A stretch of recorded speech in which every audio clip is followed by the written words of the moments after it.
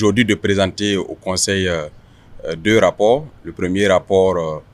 est relatif à la situation prévisionnelle de la campagne humide 2023-2024. Et en ce qui concerne les résultats de cette campagne humide, il faut dire que nous avons une production céréalière d'environ 5 346 304 tonnes de céréales produites au cours de cette campagne humide écoulée, ce qui représente une augmentation d'environ 1,30% par rapport à la campagne humide précédente, c'est-à-dire la campagne humide 2022-2023, et une augmentation de 5,30% environ par rapport à la moyenne des 5 dernières années. Il faut dire que ce résultat a pu être atteint malgré que certaines zones n'ont pas pu produire. Également, il faut noter le fait que il y a des résultats qui n'ont pas pu être compilés du fait de l'inaccessibilité de certaines zones. Je vais noter par là, par exemple, la zone de la vallée du Sourou,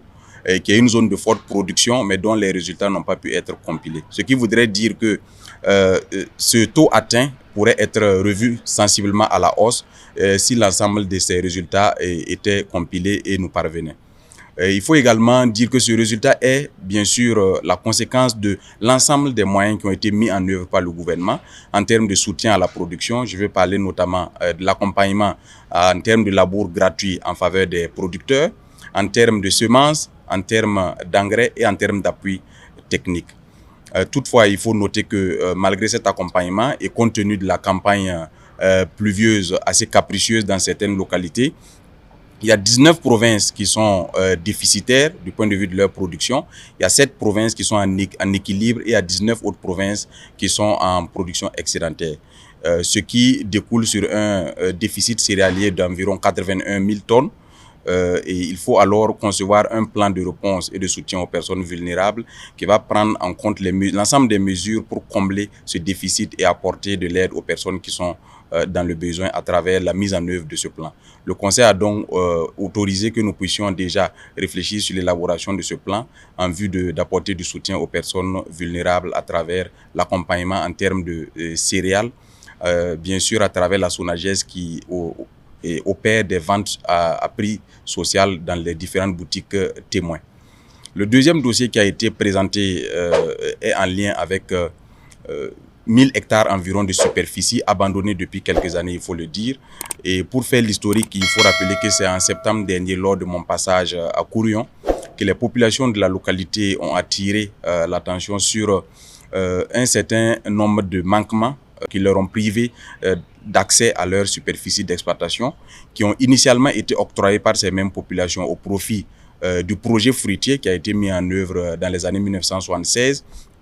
qui avait pour ambition de développer un certain nombre de productions fruitières et permettre à ce que ces types de fruits-là puissent se retrouver aujourd'hui dans nos assiettes, comme il faut le dire.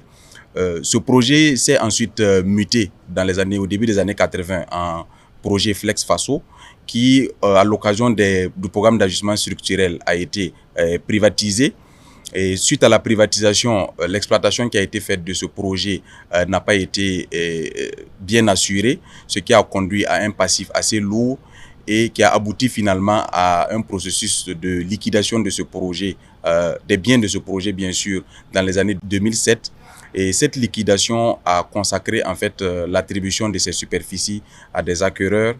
qui les ont abandonnées depuis un certain temps. Il se retrouve donc plus de 500 hectares d'anacardiers abandonnés, non exploités, et également plus de 500 hectares dans la zone de Yendéré qui sont abandonnés et qui étaient utilisés pour la production fruitière, notamment les agrumes.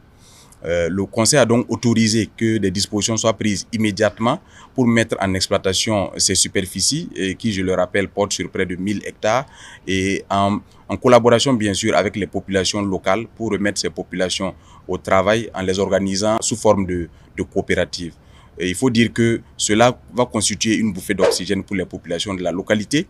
qui étaient, il faut le dire, désabusées du fait de ces différentes exploitations dont elles ont été privées pendant plusieurs décennies. Et aujourd'hui, elles vont pouvoir retourner au niveau de ces exploitations pour pouvoir recommencer la production d'anacarde et la production fruitière et bien sûr d'autres types de denrées sur ces superficies.